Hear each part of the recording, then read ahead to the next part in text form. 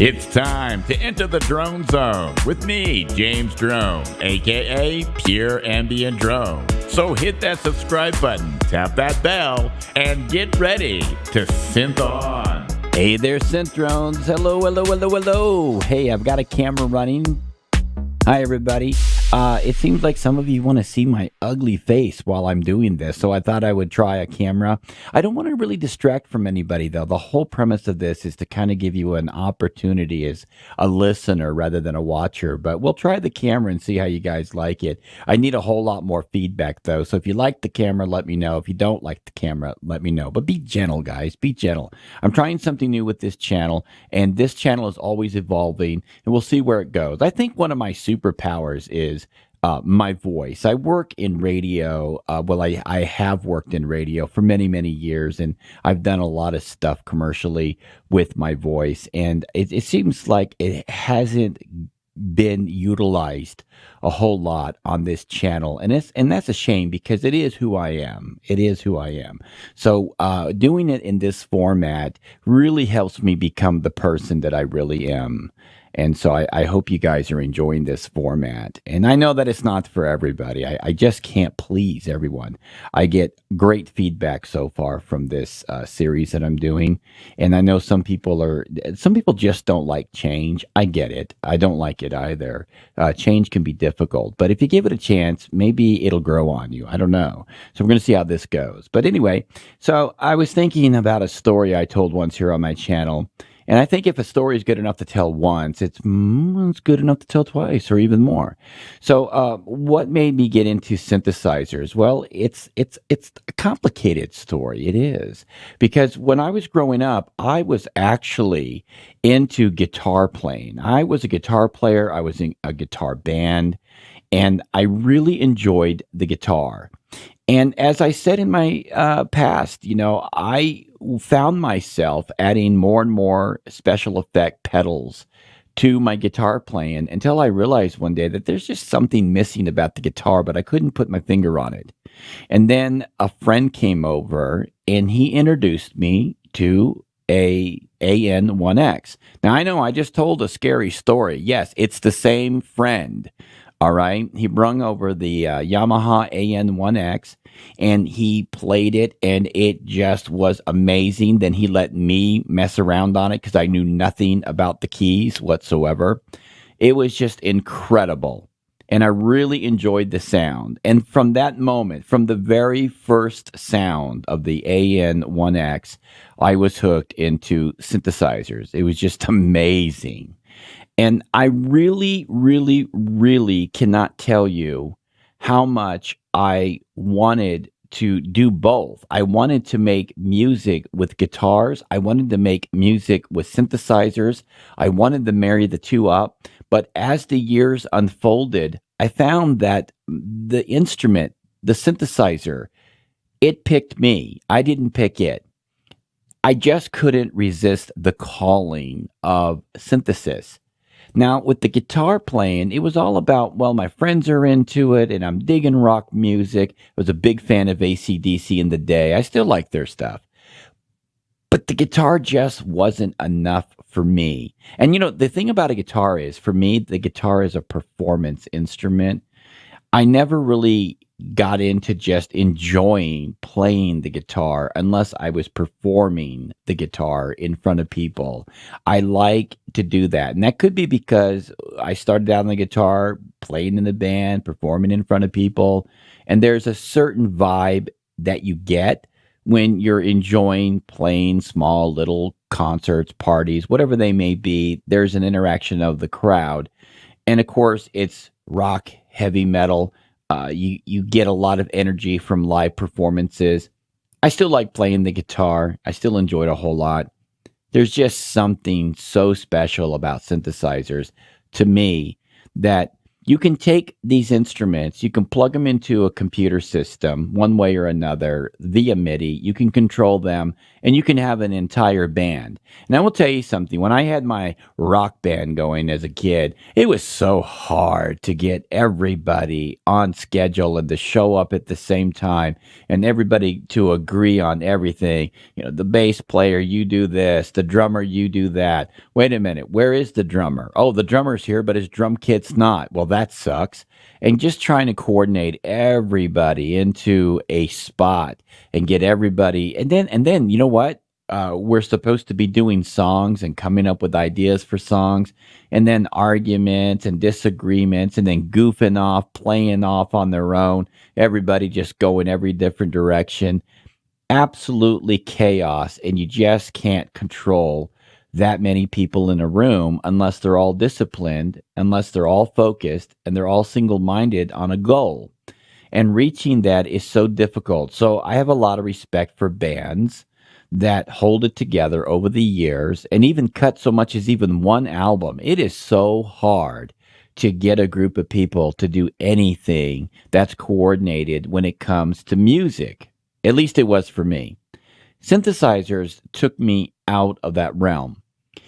And to look at it this way, think about it this way, okay? I had a 4-track recorder still while I was playing my guitar. So while I was playing my guitar, I got a 4-track recorder and I was jamming out on that. And the hardest thing I had to produce was the drums, but I had a little drum machine to fill that in too. Didn't sound very convincing, but it was my kind of jamming and it was the best I could do. And I thought to myself, would it be great if you could just have like everybody jamming out and recording at the same time? But I could just never get it done. So here I was with my 4-track recorder, but then when synthesizers were introduced to me and I found out that you could hook these into the computer with MIDI and have the MIDI, a DAW control them, and then everything could be recorded into the computer, multi-tracked, all of that stuff, that was exciting for me. And the concept of doing that was just very exciting. And I'll tell you what, I started out with a Triton LE. You would think it would be the Yamaha AN1X, but I didn't. I started out with a Triton LE. And it is Metacore compared to today's synthesizers and romblers and digital synths. Digital synthesizers inside the box, VSTs, can do so much now, and they're so affordable. I think I paid $1,400 or something like that for my Korg Triton LE, and that was brand new. I'm not exactly sure exactly how much it was, but it was close to that price. And so today you can reproduce a lot of those digital synthesizers right in the box, and that is so cool.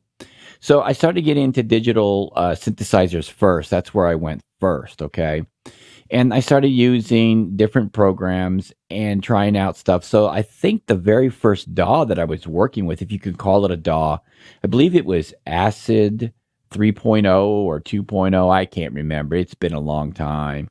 And I was using that to multi-track and get my music down. And I still have those tracks to this day. Maybe one day I'll release them. Now, they were released back in the day, and there was this website called mp3.com, and they were all about music back then and music artists. So you could be a music artist and you could sign up with mp3.com, and it was so cool because you could upload your music up to there. Well, anyway, I made track of the day for the electronica department. And I went into a local music store up here. I can't remember what store it was. And everybody was, the employees, the two guys behind the counter, they kept staring at me. And I thought, man, I hope they think I'm not trying to steal something. I don't know. And I just asked them, I said, is there a problem? I mean, you guys are like staring at me like I've done something or whatever. And they're like, well, yeah, I'm not a problem. And they rotated their monitor around. Remember in the day back in like, I think this was 1999 or 2000 something, had those big monitors back then.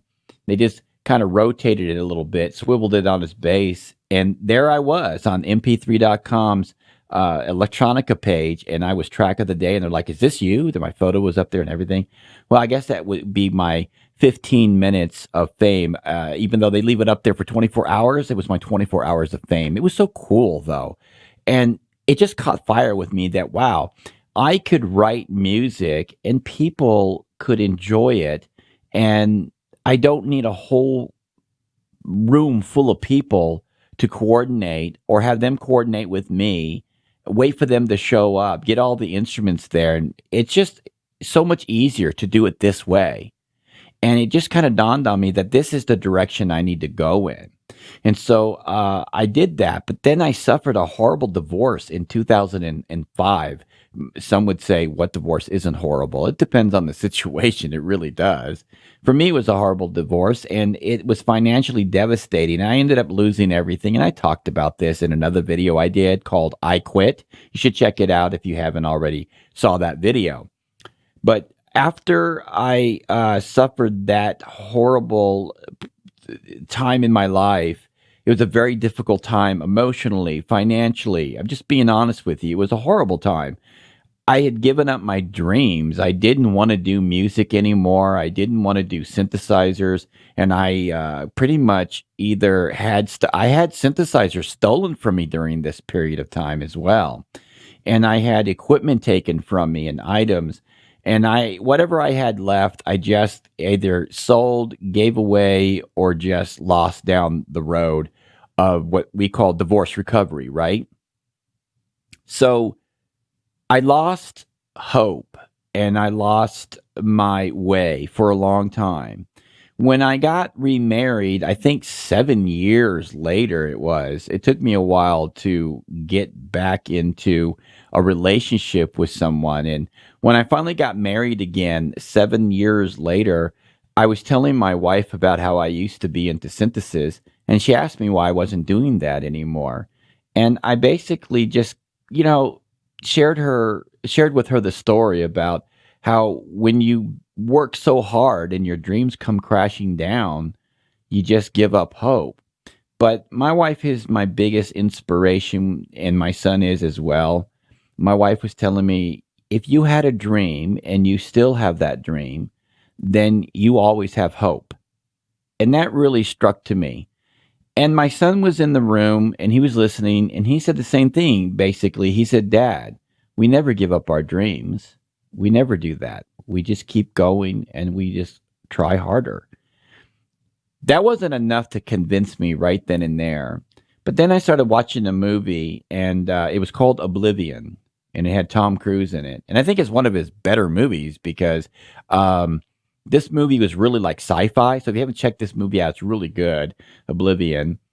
And the soundtrack to that was just amazing. And I wouldn't call it a synth soundtrack, but I just remember the music being so beautiful. And I just started missing making music. It doesn't have to be synthesizer music that gets us spurred. Any kind of music can get us spurred up and give you that calling again. And so I actually started out using VST programs, and I used just about every instrument on my first album was a VST.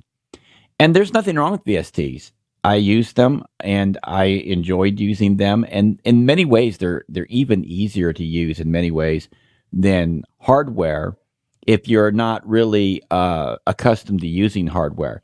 I think hardware can, in some cases, create a learning curve, if you will, if you're not accustomed to working with hardware. And because I had started out with hardware, I started missing the interaction between myself and the machines. And so I started getting other synthesizers. And one of the synthesizers I did get, and it stuck around for a long time, was the Roland Phantom 06. And it's a really nice synthesizer. It's all digital, of course. But it had a sequencer in it, and it had an arpeggiator in it, and it had like all the sounds in the world. And it reminded me a lot of my Korg Triton, only better because the interface was really pretty cool. And it was much more powerful, and it was just loaded with stuff. Plus, it was a great MIDI controller. And that's a really great synthesizer. If I didn't have the Phantom 2019, that's what I would have in my studio right now, would be an FA06 as my main docking system for my computer. I just love those synthesizers.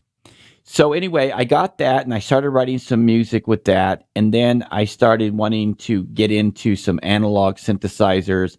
I started experimenting with a lot of different kinds. You guys can watch my videos as you find out that I had a Moog Slim Thaddy into the studio. I went kind of crazy with digital synthesizers as far as Roland goes. I had a lot of their I think it's pronounced Era gear, but I had their drum machine, their TR8, which is phenomenal. That's a really nice drum machine. It really is. I had their TB3, which I actually have one of those now as well. And I had a Prophet 6. I went into a Prophet 6 module, an OB6 module. For some reasons, I like the keyboard versions of those synthesizers far more than the modules. But they're the exact same synthesizer under the hood. In fact, basically, the module is everything that the keyboards are, except for it's got no keys, but everything is there.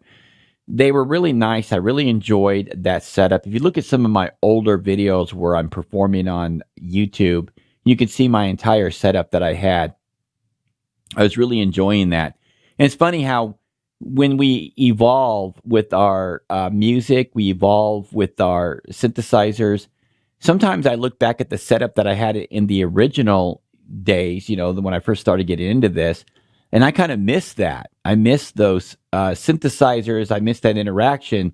And it wasn't too long ago that I actually tried to get that back. And this is a mistake. The old saying, you can never go back. I tried to go back and experiment with getting some of those synthesizers again and see if I would mix with them again in the workflow, but I can't do it. I have a whole new way of working with my music and working with my synthesizers and my setup that I have it now that I don't think I could ever, ever, ever go back to doing what I did before. And I really like my keyboard versions of my synthesizers, whereas a lot of the synthesizers I had before were modules. And there's nothing wrong with modules because you save a lot of space. I want to make that very clear that there is nothing wrong with modules. They're great. And I still have a few modules now. And as my space fills up, if I want any more synthesizers, I'm going to have to go module as well because I am keyboards take up a lot of room, as you guys already know that. And then you have to buy special racks for them and stuff like that. If like over here, this will actually hold 4 behind over here on the side of me. Yeah, you can see that. So there's a 4th one down here that I could actually fit a keyboard on, but then I'm going to be crowding my mixer, and so I didn't really want to do that. And then behind me, I got 4 on that rack, and then I have some modules over there. So you can see that I do have modules. And then over here off camera, I have a table with my Moog 1 on it. I have a shelf above that with a 6-track and a 106. Now, I say all this because it takes a lot of room to hold these large keyboards. Even if they're small keyboards, it still takes room. You got to be able to reach them. You got to be able to play comfortably. Thankfully, my Phantom, it controls everything from right here on this desk. So all I got to do is go over and find the sound that I want. And I think I can actually, on some of the synthesizers, I can change the sound of some of the synthesizers behind me, but not all of them respond to the Phantom, and some of them respond differently. So it's kind of like a learning process. And I'm sure there's a whole lot of things I can do with this Phantom. I just haven't figured it all out. Which brings me to a quick another subject, and that is too many synthesizers, whether they be VSTs or hardware, keyboard form, module form, it doesn't matter. Too many instruments, period, can lead to some problems. First, you do have more choices, okay? You have a larger sound palette, and that's really cool. But the big problem is that you've got to remember what all of these synthesizers are capable of doing and how to get to where you want to go on each one of these synthesizers. So you have to kind of pick and choose what you want to work with. And that can be difficult sometimes and overwhelming. Sometimes I come in here and I don't know where to start. And that's terrible feeling. And you got to stay focused in those times. But that's not always a bad thing because I'll tell you what, I used to be into VSTs, like I said.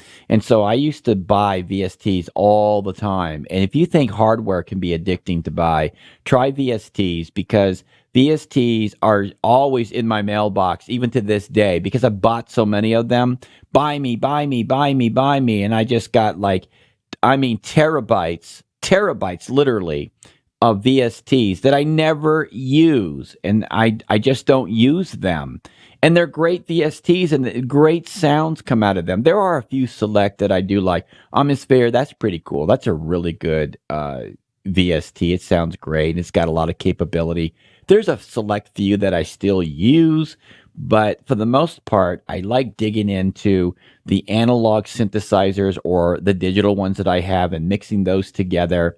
So, it just depends on how you want to work and the workflow that you want to create for you.